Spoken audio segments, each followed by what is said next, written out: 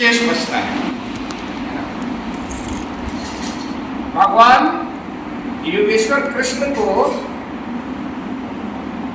अर्जुन जब प्रश्न पे प्रश्न पूछते जा रहे हैं तो अर्जुन को उत्तर देते समय भगवान कहते हैं कि एक सच्चा तपस्वी जो है वो दृष्टा भाव में स्थित हो जाता है। मतलब जो कुछ भी हो रहा है उसको देखने में आरूढ़ हो जाता है दृष्टा भाव से। तो यदि वह कर्म न भी करे तो उसको कोई हानि नहीं है, उसको कोई दोष नहीं है, लेकिन फिर भी मुझे कर्म में बरतना पड़ता है। उन्होंने कहा क्यों बरतना पड़ता है आपको कर्म में, क्यों कर्म करना पड़ता है? तो उन्होंने कहा कि हमें कर्म में इसलिए बरतना पड़ता है क्योंकि यदि हम कर्म नहीं करेंगे तो जो समाज है वो तत्वदर्शी योगी संत महात्माओं का अनुसरण करता है। महाजने एव गतः स पंथः, जो महापुरुष है उनका समाज आचरण करता है, उनको फॉलो करता है। आजकल आप ट्विटर फेसबुक पे फॉलो करते होंगे ना किसी को। तो ये बात आज नहीं है, ये बात पहले की। तो उन्होंने कहा यदि हम कर्म में नहीं बरतेंगे तो समाज जो अकर्मण्य हो जाएगा, किम कर्तव्य विमूढ़ हो जाएगा। हाथ पे हाथ धर के बैठ गए, बोले हम तो सन्यासी हो गए। तो ऐसी भी भ्रांतियां हैं समाज में। तो फिर अर्जुन अगला प्रश्न रेडी है, फिर बोले आप क्या कर्म करते हैं? तो उन्होंने कहा कि युद्ध के नगाड़े बज गए थे, शंख बज गया था और तू गांडू रख करके बैठ गया, मुंह सूखने लगा, गला अवरुद्ध हो गया। इस समय तुम्हें तुम्हारी चेतना का बोध कराना ये मेरा कर्म है। यही किसी तत्वदर्शी, किसी महापुरुष, किसी योगी सन्यासी का कर्म है। तो हमारे बीच में बाबूजी जैसे कर्मयोगी जिन्होंने अपने जीवन में कर्म का भी उदाहरण रखा, अपनी योग्यता, अपनी निष्ठा से इन्होंने समाज की सेवा करी, वरिष्ठ पदों पे रहते हुए इन्होंने प्रशासनिक कार्यों को अमली जामा पहनाया और जब उससे निवृत्त हुए तो समाज को दिशा देने के लिए अपने कर्तव्यों की तिलांजलि नहीं दी। तो उसका परिणाम है कि आज हमारे पास एक अच्छा जो है योग आध्यात्मिक केंद्र है, जिसका हम नित्य प्रतिदिन 365 दिन साल के वर्ष के हम इसका सदुपयोग कर सकते हैं। तो आज विश्व योग दिवस पे आप सब लोग एक साथ इतने भव्य कार्यक्रम में उपस्थित हैं। वस्तुतः आज हमने जो अभ्यास किया, मैं 5 से 7 मिनट बाबूजी हैं बस है 10 मिनट तक मैं, क्योंकि आपका लगभग सवा घंटे का सत्र हो चुका है, तो मैं 10 मिनट है ना आप लोगों के पास? सबके पास है 10 मिनट? सब रिटायर है। हाँ ठीक है, बहुत अच्छी बात हुई आपने। मैं हाँ, तो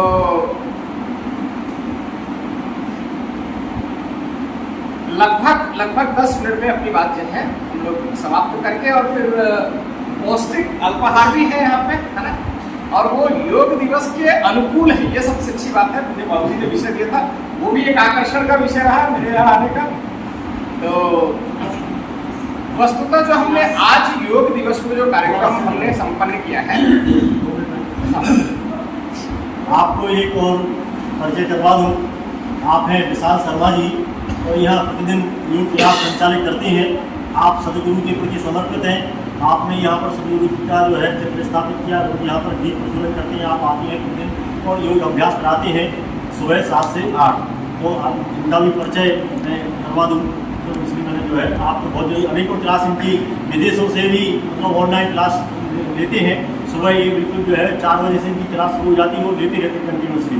और ये भी बड़ी जॉब में थे, उन्होंने जॉब छोड़कर जब योग के प्रति पूरी तरह समर्पित हो जाएंगे। और यहाँ जो है ये बहुत सारे फॉर्म्स हैं योग के, तो उसमें अष्टांग योग है, हठ योग है और सदयोग के बहुत सारे टेक्निक्स हैं। तो साथ साथ आता है उसकी प्रैक्टिस करें, बहुत फर्क पड़ेगा। सुबह मॉर्निंग के साथ सभी से अनुरोध है कि विशाल जी के लिए एक बार स्वागत में आप तो सदगुरु के शिष्य हैं, इसका मतलब निश्चित रूप से आपने अमृत का जो है वो टेस्ट लिया है ना। एक बार फिर तो आज जो योग दिवस पे जो हमने योगासन किए और प्राणायाम किया, तो विशाल जी ने भी अपने छोटे से वक्तव्य में कहा कि अष्टांग योग, तो सैद्धांतिक तौर पे एक अगले 10 मिनट में योग को समझने का प्रयास करते हैं और ये भी समझने का प्रयास करते हैं कि योग बार बार हमसे छूट क्यों जाता है। 365 दिन अपने अन्य अन्य कार्य करते रहते हैं और योग छूट जाता है। अब अगर कोई महत्वपूर्ण चीज छूट जाए, है ना, तो उसका एक कारण ध्यान में आता है कि हमें उसकी पहचान नहीं है। जैसे उदाहरण के रूप में कितने लोग जानते हैं प्लेटिनम शब्द सुना है? प्लेटिनम कितने लोग जानते हैं? हाथ खड़े करें। ये सोने से सस्ता होता है कि महंगा होता है? महंगा होता है। पक्का सभी लोग सहमत हैं सोने से महंगा होता है। लेकिन अगर दैनिक जीवन में हमें प्लेटिनम का टुकड़ा पड़ा हुआ मिल जाए तो क्या हमको पहचान है उसकी? नहीं पहचान पाएंगे। पक्का यही कारण है। योग भी एक ऐसी धातु है, एक ऐसा विषय है जिसकी हमें पहचान नहीं है, इसलिए बार बार छूट जाता है। और ये पकड़ में कब आता है? जब किसी के पकड़ में, जिसके अनुभव में, जिसके परिचय में है, उसका सानिध्य मिल जाता है, बाबूजी का या विशाल जी का या ऐसे किसी भी ट्रेनर का, शिक्षक का सानिध्य मिल जाता है, तो पकड़ में आ जाती है बात। अब ये पकड़ में कैसे आएगी? तो निश्चित रूप से पहला कदम तो आपने चल लिया है, किसी न किसी शिक्षक की आवश्यकता तो पड़ेगी। दूसरी जो आवश्यकता है वो अभ्यास की, और अभ्यास में अनुभव उसका महत्वपूर्ण अंग है ना। तो जो योग दर्शन है, जो योग पूरा जो आयाम है, वो 8 कमल की पंखुड़ियों जैसा है। मतलब उसमें 8 अलग अलग पंखुड़ियां बनी हुई है ना। तो आज हमने जिन पंखुड़ियों का परिचय किया है या जो हम करते आ रहे हैं, ये आसन है और प्राणायाम है। लेकिन जब पूर्ण योग की बात करते हैं तो वो क्रमशः कैसे चलता है? तो वो चलता है, पहला आता है यम, है ना। तो यम जो है, फिर नियम, फिर आसन, फिर प्राणायाम, फिर प्रत्याहार, फिर ध्यान, धारणा, समाधि। ये 8 किसको ध्यान में है? नाम 8 किसको पता है? किसी को पता है? हाथ खड़े करें। तो ये अष्टांग योग कहते हैं इसको, है ना। यहाँ पे कोई श्लोक भी लगा हुआ है, मुझे ध्यान में है। यम नियम आसन प्राणायाम प्रत्याहार धारणा ध्यान समाधियोष्ठांगिनी अहिंसा। अब उसमें यम को भी उन्होंने कर दिया है और नियम को भी कर दिया है ना। ये जो आपके ठीक पीछे जो है बाईं ओर जो श्लोक लगा हुआ है पातंजलि योग दर्शन का, उससे आपको ये ध्यान में आ जाएगा। अब इसमें आप समझे कि ये कैसे क्रमबद्ध तरीके से कैसे है। यम सिखाता है आपका इस समाज से बर्ताव कैसा हो,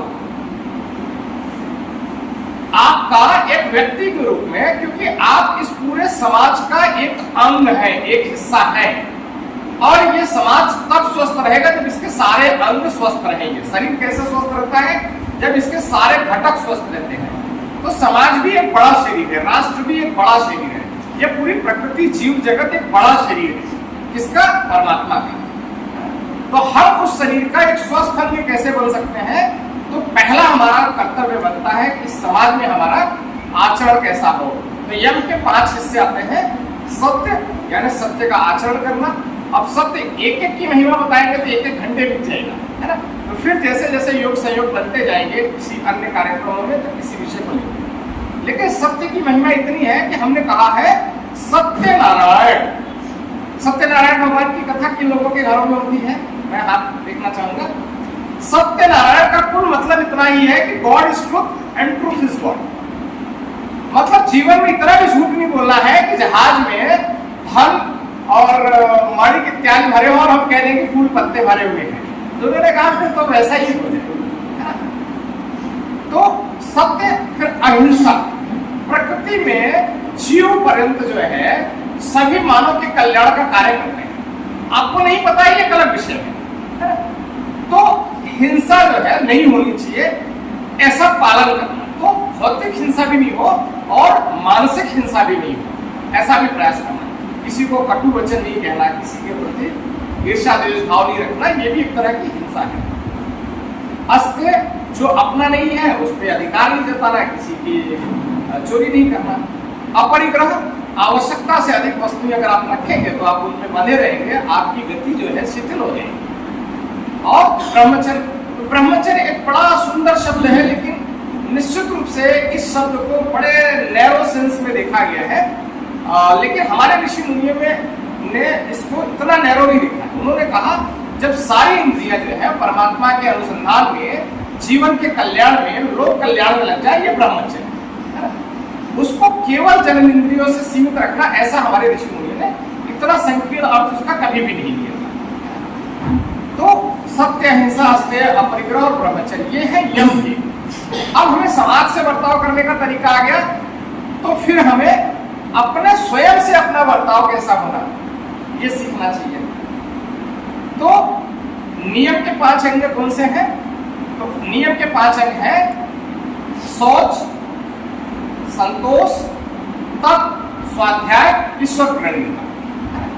अब छोटा छोटा अपन लेंगे, जिससे कि क्या है अपना 10 मिनट में कार्य भी पूरा हो जाए, और इसके प्रति आपकी जिज्ञासा कहीं ना कहीं एक आज इस बीज का अंकुरण भी हो जाए आपके हृदय स्थल पे, मस्तिष्क में, कि अब मुझे इनको जानना है कि ये कैसे मेरे व्यक्तित्व को पूरा करेंगे, कैसे मैं पूरा आनंद जैसी जो व्यवस्था, जो कल्पना है, जिसका अभी अनुभव नहीं हुआ, वहां कैसे पहुंचूंगी मैं।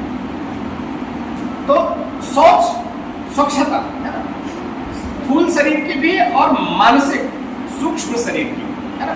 शरीर के 2 घटक हैं, एक आपका स्थूल शरीर है जिससे आपका पूरा परिचय है, एक आपका सूक्ष्म शरीर है, मन स्तर पे एक आपका शरीर है, जो बहुत सारी व्यवस्थाएं ऐसी हैं जो आपको ये मानने के लिए विवश करते हैं, लेकिन उसका आपका पूरा परिचय नहीं है, या अभी आप उस क्रम में चल ही रहे हैं उस परिचय को करने के लिए, जिसमें मन, बुद्धि, चित्त, अहंकार, ये उस स्थूल शरीर का हिस्सा है।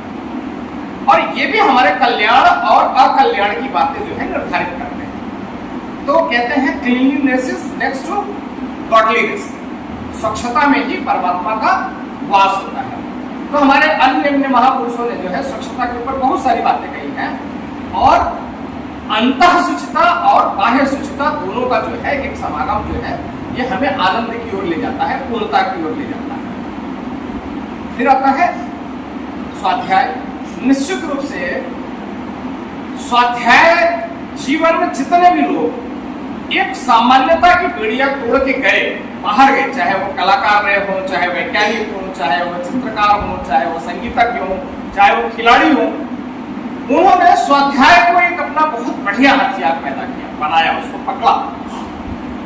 तो स्वाध्याय के लिए हम बड़े सौभाग्यशाली, हमारे पास एक बहुत अच्छी लाइब्रेरी है, और आप दर्शन ले लीजिए, विज्ञान ले लीजिए, आध्यात्म ले लीजिए, है ना, प्राणी जगत के कल्याण की बातें ले लीजिए, सब तरह की पुस्तकें यहाँ पे उपलब्ध हैं, है ना। समय समय पे हम इनका लाभ लें। तीसरी बात क्या आती है?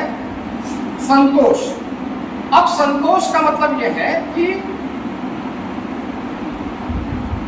अलग से ऐसी कोई व्यवस्था नहीं बनानी है कि इसकी आवश्यकता है और मैं संतोष हूं। जो कुछ भी भौतिक जगत में स्थूल शरीर के लिए और आध्यात्मिक जगत में सूक्ष्म शरीर के लिए आवश्यक है, उस पर तो रहना, रोटी, कपड़ा, मकान, शिक्षा, स्वास्थ्य, 3 आवश्यकता है और 2 आयाम, ये तो सबकी आवश्यकता है। यदि संत महात्मा भी होंगे तो इतनी आवश्यकता तो सबकी है ना। लेकिन इसके बाद यदि आप कुछ कर रहे हैं तो ये एक अंतहीन दौड़ का हिस्सा बन गए हैं, है ना। कैसे? दुनिया में एक व्यक्ति बताइए जिसकी ये दौड़ पूरी हो गई। आज ऐसे भी लोग हैं भारत के अंदर जिनके समझिए कि 30 माले के मकान हैं, लेकिन क्या 30 माले से ज्यादा के मकान नहीं है लोगों के? अभी वो विश्व में 500वें स्थान पे। तो यदि हमारी जो आध्यात्मिक प्रक्रिया कहती है वो मौलिक आवश्यकताओं का विरोध नहीं करती, वो कहती है कि उसके बाद तो फिर आप चाहे जितना करो, केवल आप समय को व्यर्थ कर रहे हो। क्यों? क्योंकि रिकॉर्ड ये कहता है कि अभी तक कोई एक सुई भी यहां से नहीं लेके जा पाया। अगर कोई लेके गया हो तो बताइए। तो जब जीवन ऐसा है कि यहां से आप एक सुई भी लेके नहीं जा पाएंगे, तो आप अपनी आवश्यकताओं तक सीमित रहें। यह है संतोष।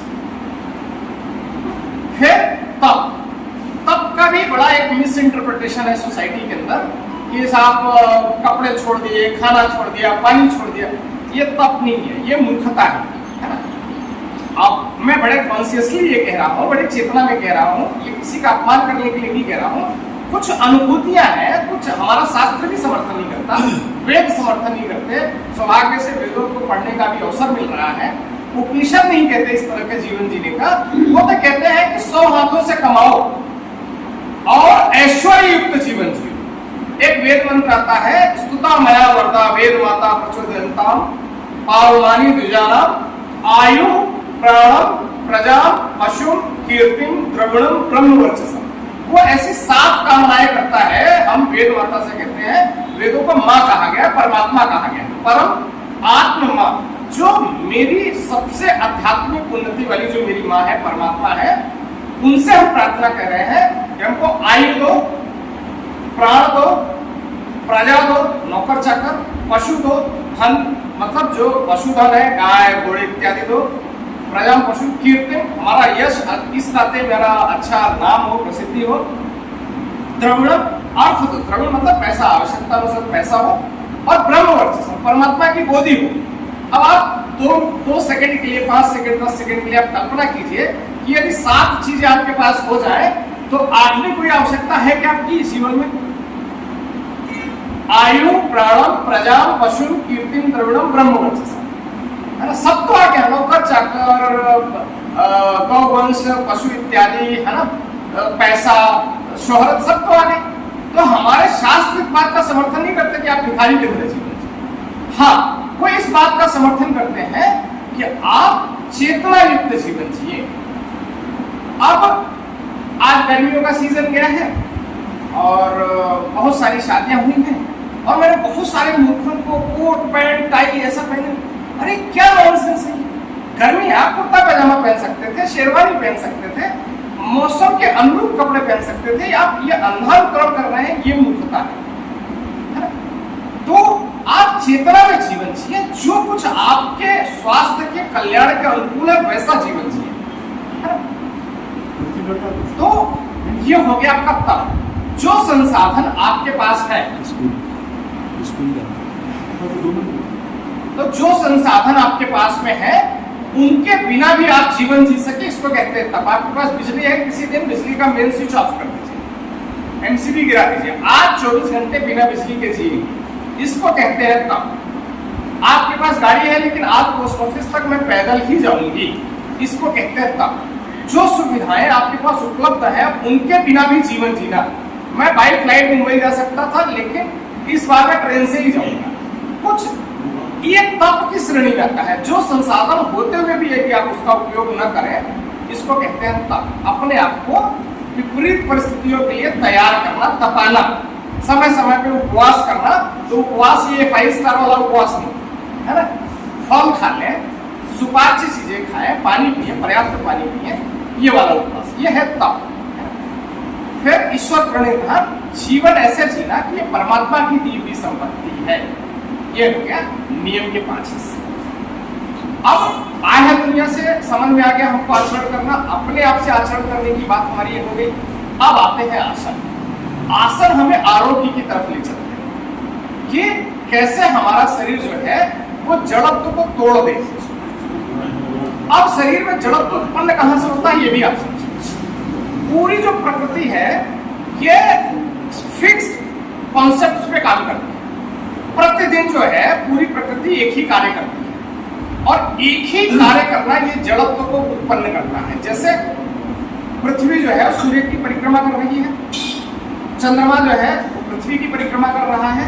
ये पूरा जो सिस्टम है ये हमको प्रतिदिन एक ही कार्य करने के लिए प्रेरित करता है। लेकिन यदि हम मनुष्य इस नाते पैदा हुए हैं और हम प्रतिदिन एक ही कार्य करते रह जाए तो एक दिन आप इर्रेशनल हो जाएंगे, इररिलेवेंट हो जाएंगे, अप्रासंगिक हो जाएंगे। तो मनुष्य इस नाते जो है हम इस जड़त्व को तोड़ सके, इसलिए हम इस जड़त्व को खत्म करते हैं आसन के माध्यम से। शरीर के अंदर जो खिंचाव है, तनाव है, उसको शून्य करते हैं। अगला स्टेप आता है प्राणायाम। अब अगर मैं आपसे पूछूं कि जीवन इस नाते सबसे आवश्यक चीज ऐसी कौन सी है जिसके बिना आप 1 मिनट भी नहीं जी सकते? श्वास, है ना। मुझे खुशी है, लोग पानी कहते हैं तो कहीं ना कहीं वो अज्ञानता बस निकल जाता है ना। पानी के बिना आप लगभग 36 घंटे जी सकते हैं, है ना। कोई 3-4 दिन भी, हफ्ते भर भी जी सकता है। लेकिन 1 मिनट यदि श्वास नहीं आए और तो व्यक्ति नहीं जी सकता। और जीवन का कुछ घटनाक्रम ऐसा है कि ये पूरा जीवन इसी श्वास से शुरू हो रहा है और इसी श्वास से खत्म हो रहा है। अच्छा, शब्द भी देखिए भारतीय संस्कृति में कैसे कैसे सुंदर शब्द गढ़े गए हैं। जब किसी भी व्यक्ति का जो जीवन समाप्त होता है, आयुष्य खत्म होता है, तो हम कहते हैं कि निधन हो गया, निधन। अब इसके पास कौन सा धन नहीं है? प्राणों का, श्वासों का धन नहीं है। हम कहते हैं इसका, अब इसके पास कोई धन नहीं बचा। कितना सुंदर शब्द है ना। ऐसे एक शब्द है योग, तो एक है वियोग। मतलब यदि आप योग में नहीं हो तो आप अपने से भी पिछड़े हुए हो, आपका स्वयं से भी परिचय नहीं है, है ना। तो निधन जैसा जो शब्द है ये हमको बड़ी प्रेरणा देता है। तो प्राणायाम को कहा गया है कि ये कनेक्टिंग लिंक है योग की प्रक्रिया में, बहिर्योग और अंतःयोग।